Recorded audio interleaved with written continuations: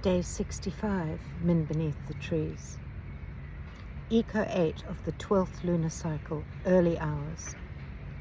She came to, lying in the soft downy crook of one of Otlin's claws. Fiddlin was sitting next to her. "Eat this now," he gently insisted, pressing crumbs of a macadamia and honey biscuit between her parched and cracked lips. Luster stood beside him with 2 cold leaves of fresh water. Min tried to sit up. She ached in every cell.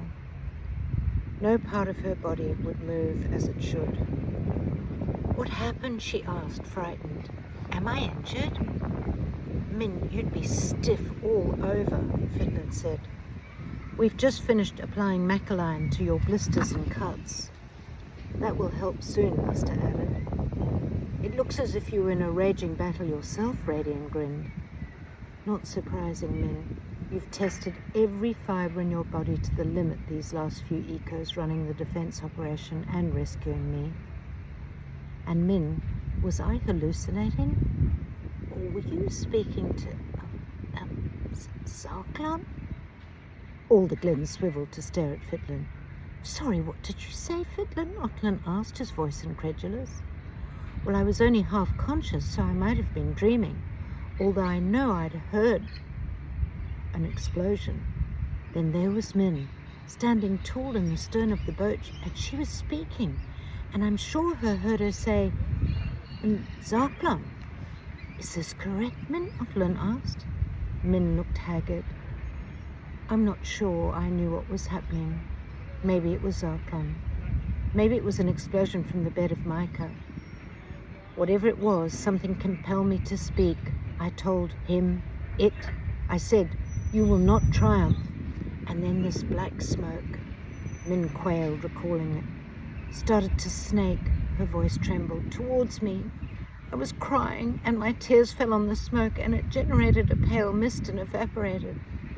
And after that, we entered Scarpool." The Glens gaped at her. Otlin appeared stunned. "Our fierce little warrior Glyn." Fiddlin broke the silence, looking at her with pride.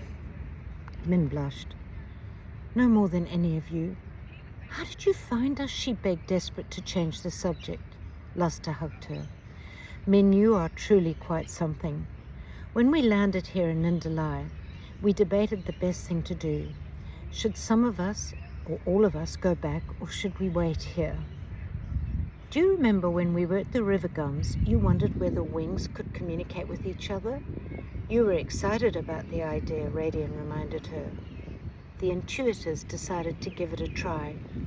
We sat together, concentrating our wings to make contact with yours," Cassian explained. "We worked out that if we got some sort of a signal, we'd know you were alive," Arita added. Radian's happiness was evident as he continued. "It was so exciting when we got a positive signal, because then we knew your theory was right and that you'd somehow survived.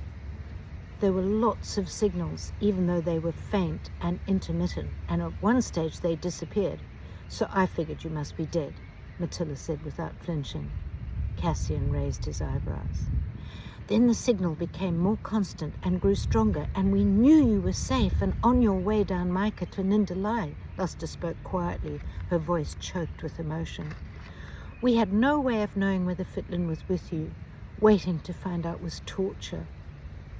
Because we had to guess how you'd be traveling, we decided to line either side of the canyon and find sticks for you to grab. We had to save you from going over the waterfall," Priska said.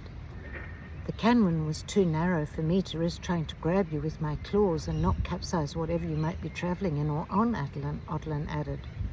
"We assumed you weren't swimming," Luster chuckled. Min managed a wan smile. "No, Luster, I think we've learned our non-swimming lesson. It's hard to explain how excited we were when your little boat came round the corner and Fiddlin was with you, but Min, you wouldn't wake up." Radian extended his arms in a gesture of near hopelessness. Listening to the story, Min tried to remember the blur of events and terror she'd experienced while rescuing Fiddlin, and suddenly it came back to her. The pings. It was my wings, she explained. It was they who told me to flee to Nindalai and to talk to Micah again when I believed all was lost. My wings kept pinging me softly, not with the messages I thought we should receive, given the mess we were in. Min silently apologized to her wings. No need, Min. We were always in this as one, Fitlin responded. Together always, Flutter replied.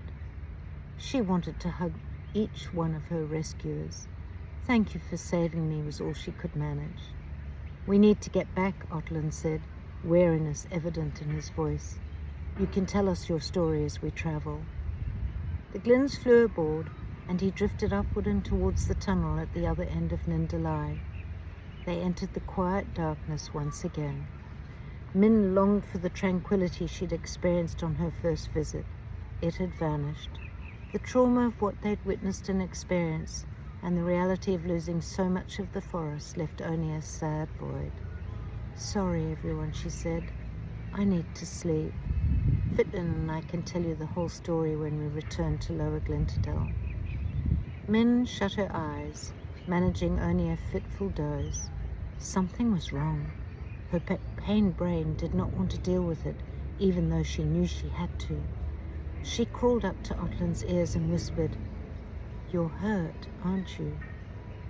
I'm as well as can be expected under the circumstances. You must not worry, he replied, but it was not his normal voice. Min could feel the vibrations in his body. They were jagged and erratic. Something was wrong with Otlin, very wrong. And I'll see you beneath the trees tomorrow.